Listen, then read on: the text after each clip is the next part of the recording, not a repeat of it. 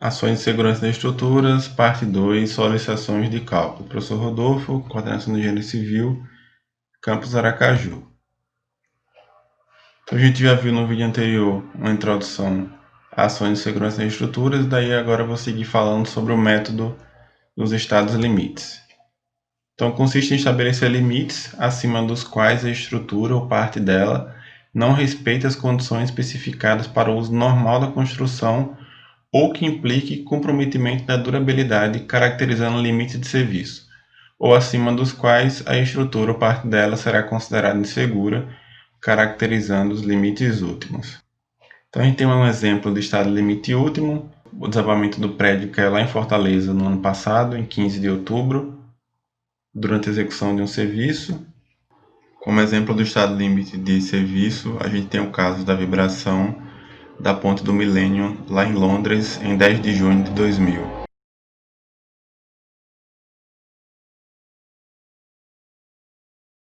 No dia da inauguração, quando as pessoas começaram a atravessar a passarela, ela começou a apresentar vibrações horizontais, conforme mostrado no vídeo.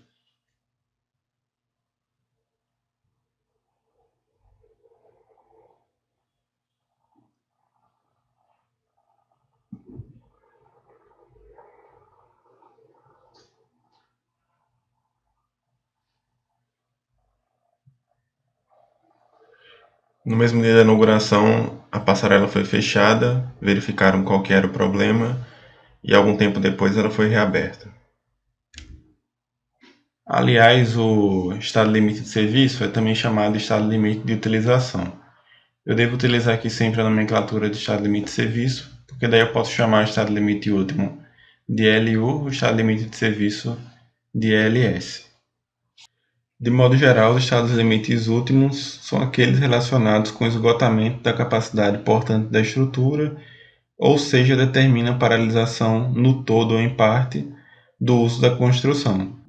Pode ser, por exemplo, perda de equilíbrio, transformação da estrutura original em estrutura parcial totalmente hipostática, perda de estabilidade, perda de capacidade de sustentação, instabilidade e assim por diante. Como exemplo do estado limite de serviço, a gente pode citar deformações excessivas, vibrações excessivas. As normas técnicas, geralmente, elas indicam quais são os estados limites que têm que ser verificados e também os níveis de segurança associados a cada um desses estados limites. Em todo caso, cabe ao engenheiro analisar se esses estados limites são suficientes para garantir a segurança da estrutura. A gente pode citar aqui NBR 8681, que é a norma que trata especificamente desse assunto.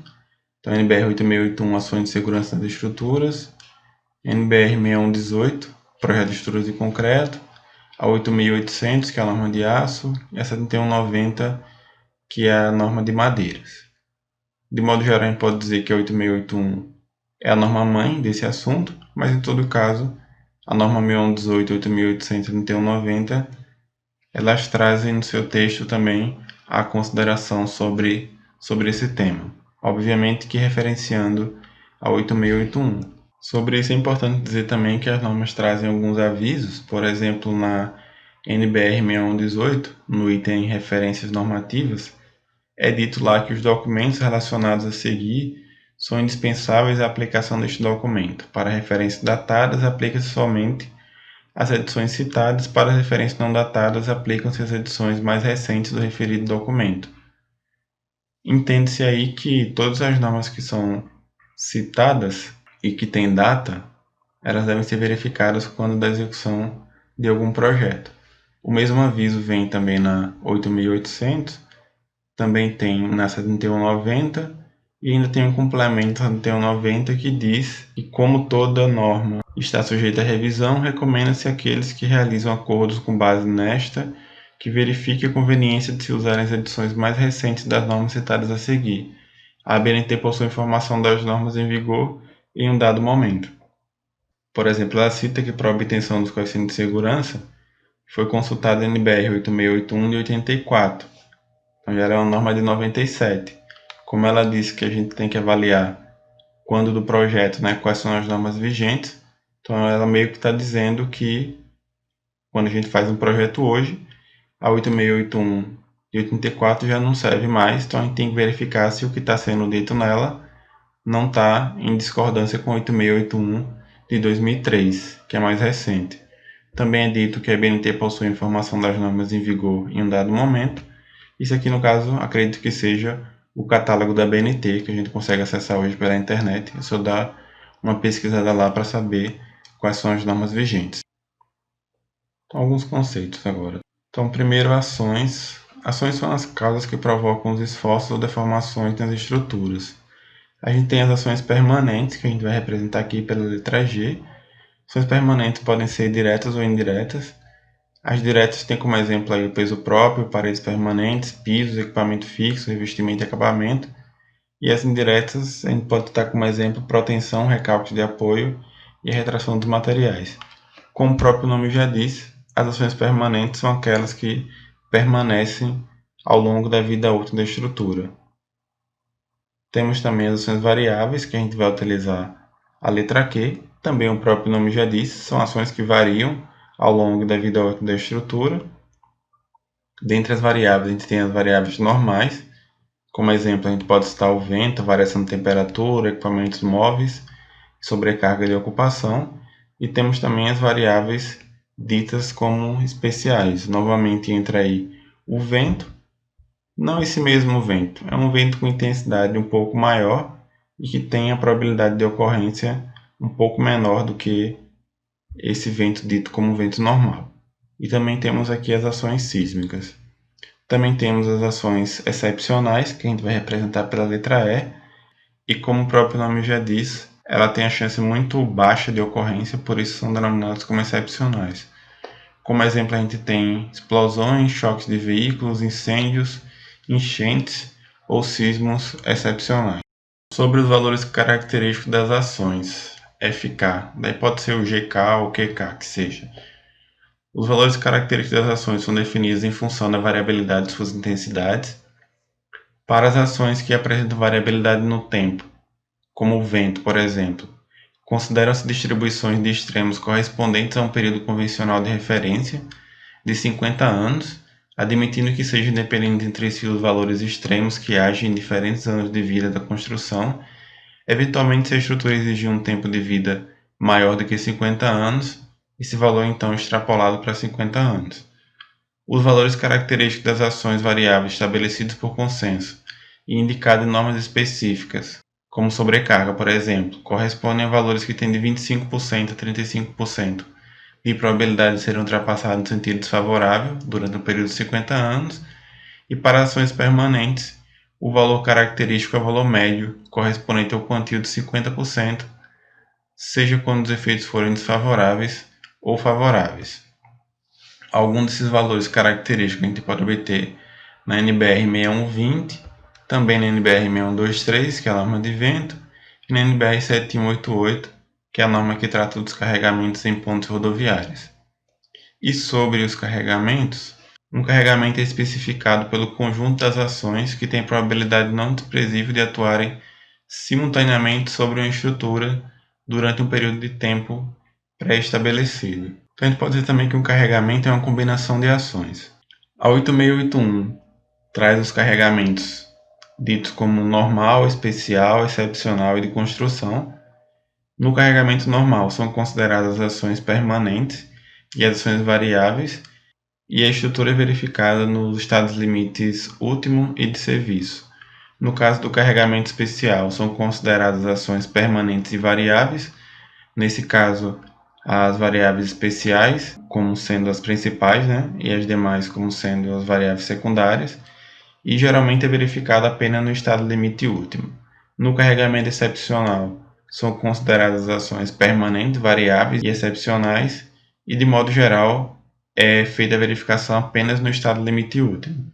E em relação ao carregamento de construção, são consideradas quantas ações forem necessárias, e geralmente também é verificado apenas no estado limite último.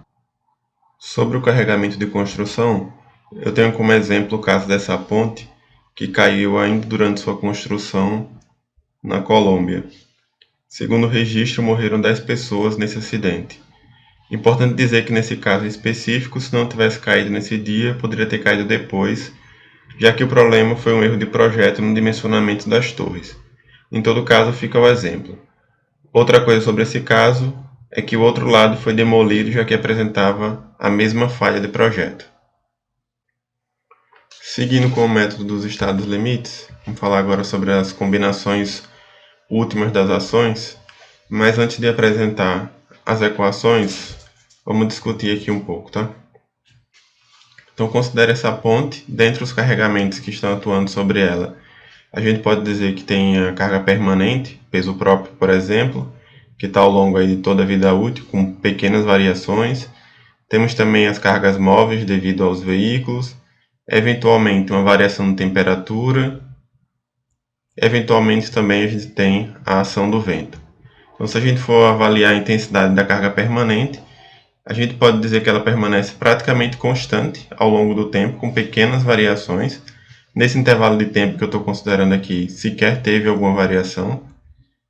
No caso da carga móvel, é uma carga variável, então ela tem intensidades diferentes ao longo do tempo. O gráfico aqui não representa exatamente uma carga móvel, mas só para ter uma ideia que a carga é variável. Da mesma maneira, a gente tem a variação de temperatura ao longo do tempo, e também temos aí a variação da ação do vento, por exemplo, ao longo do tempo. Algumas coisas importantes a destacar aqui é que, eventualmente, essas cargas variáveis elas podem ter valor nulo, conforme está mostrado aqui, por exemplo, nesse ponto, e em vários outros pontos aqui da ação do vento. Outro ponto importante é que nessa variação que foi aí representada, os valores de pico da carga móvel, da temperatura e do vento, elas ocorrem em momentos diferentes, em tempos distintos.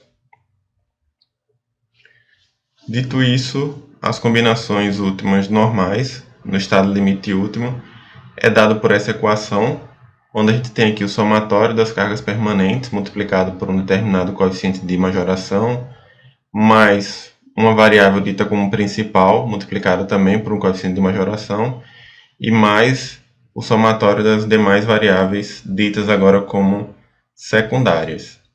Então, todos esses carregamentos, cargas permanentes e variáveis, a gente tem uma determinada incerteza em sua intensidade. Então, todos eles são majorados por um coeficiente gama. A gente tem aqui, por exemplo, carga permanente multiplicado pelo gama g, que seria o coeficiente de ponderação das ações permanentes. Como a gente está vendo aqui, as ações variáveis elas não ocorrem em sua intensidade máxima em um mesmo instante de tempo. Então, eventualmente, a gente escolhe uma delas para dizer que é a principal e as outras funcionam como se fossem ações secundárias. Então, seria dizer que, por exemplo, quando eu tenho a carga móvel agindo em sua intensidade máxima, eu não tenho temperatura no máximo, nem tampouco eu tenho o vento no máximo. Então, o que a gente chama de ações variáveis secundárias.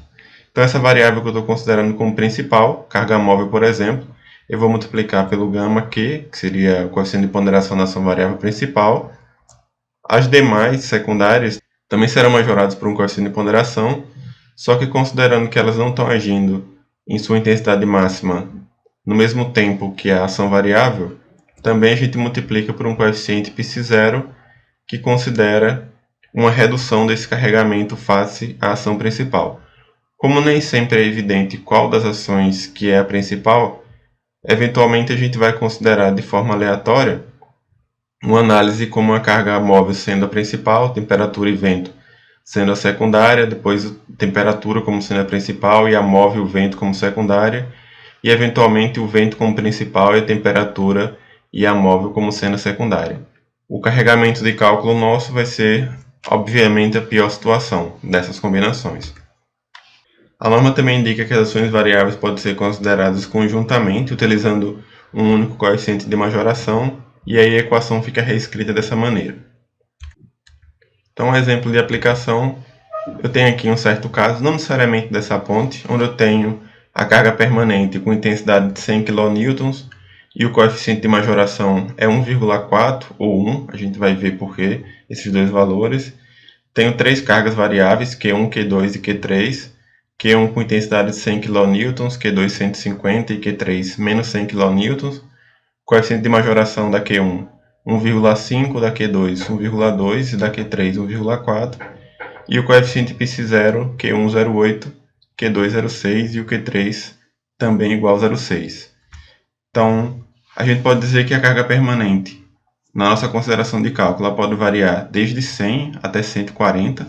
No caso, a carga permanente sempre vai existir, então com valor característico, no caso 100 kN, e ainda extrapolando com o valor de 1.4, no caso ela poderia variar de 100 até 140 kN. A variável a gente viu que em algumas situações ela pode não ocorrer, então ela pode ter valor nulo. Então no caso aqui dessa carga variável Q1, ela pode variar desde 0 até o valor máximo de 150, que seria no caso 100 vezes 1,5. Da mesma maneira o Q2, que pode variar desde 0 até 180 kN, e o Q3, que pode variar desde menos 140 kN até o valor de 0. Então a primeira combinação que a gente poderia pensar seria a carga permanente multiplicada por 1.4, então 100 vezes 1.4. A Q1 sendo a carga principal, então 100 vezes 1,5.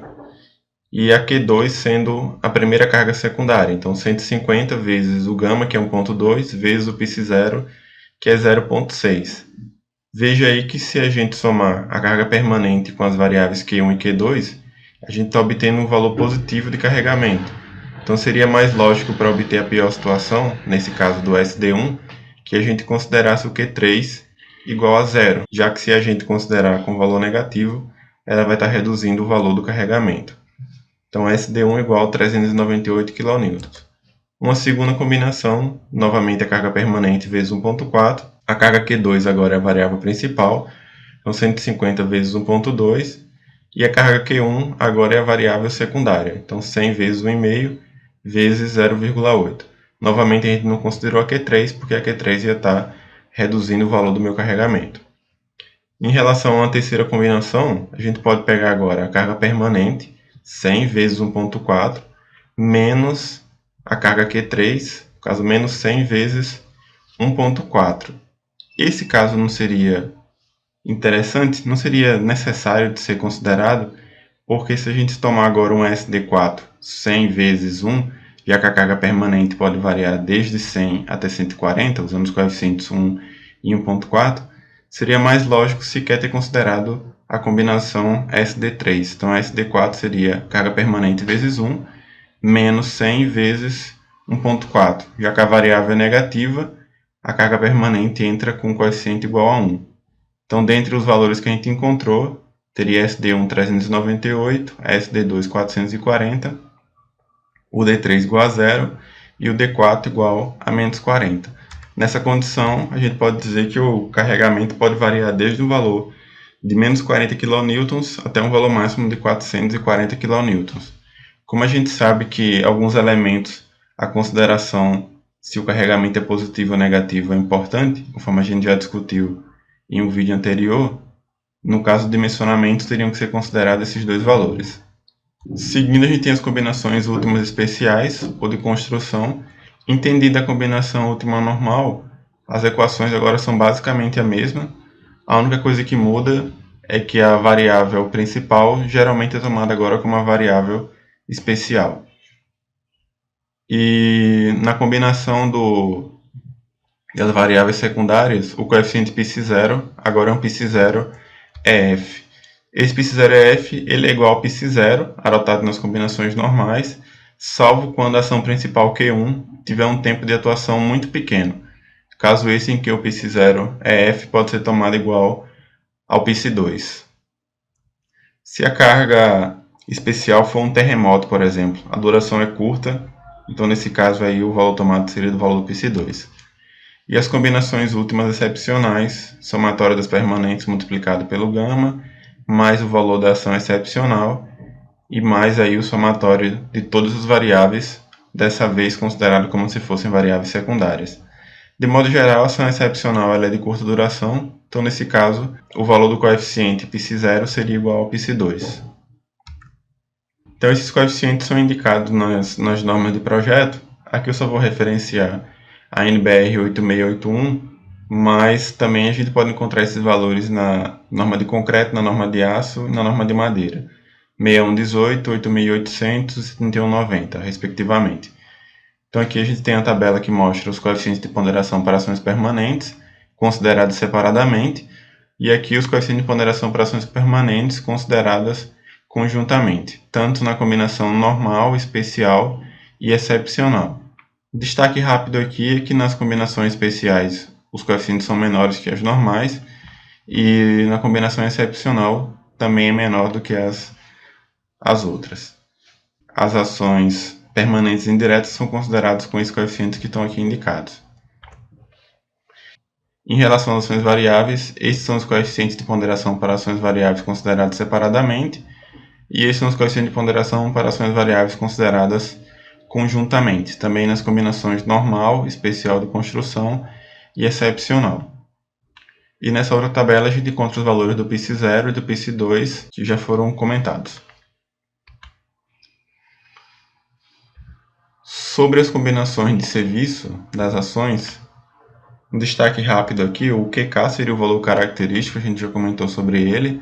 A gente tem, se multiplicar o QK por esse coeficiente PIS1, a gente diz que o valor é um valor tomado como frequente, é um valor dito como frequente, e o valor característico multiplicado pelo PIS2 é um valor que é dito como quase permanente.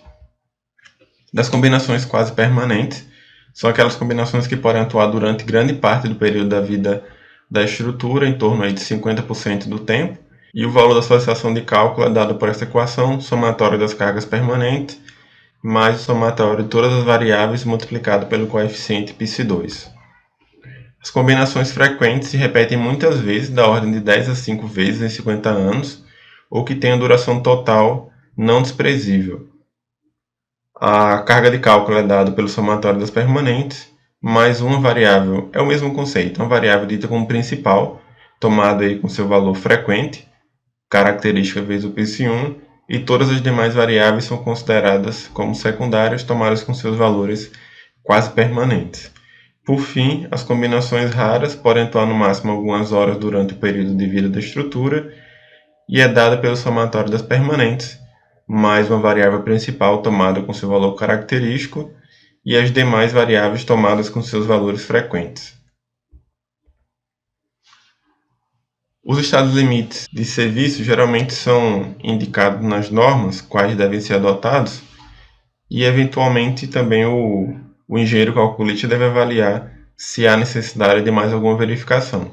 Por exemplo, na NBR 8800, tem uma indicação aí no anexo 6, salvo engano, que diz que o responsável técnico pelo projeto deve decidir quais combinações de serviço devem ser usadas conforme o elemento estrutural considerado, as funções previstas para a estrutura, as características dos materiais de acabamento vinculados à estrutura e a sequência de construção, exceto quando houver indicação na tabela C1. A tabela C1 faz indicação de alguns estados limites de serviço.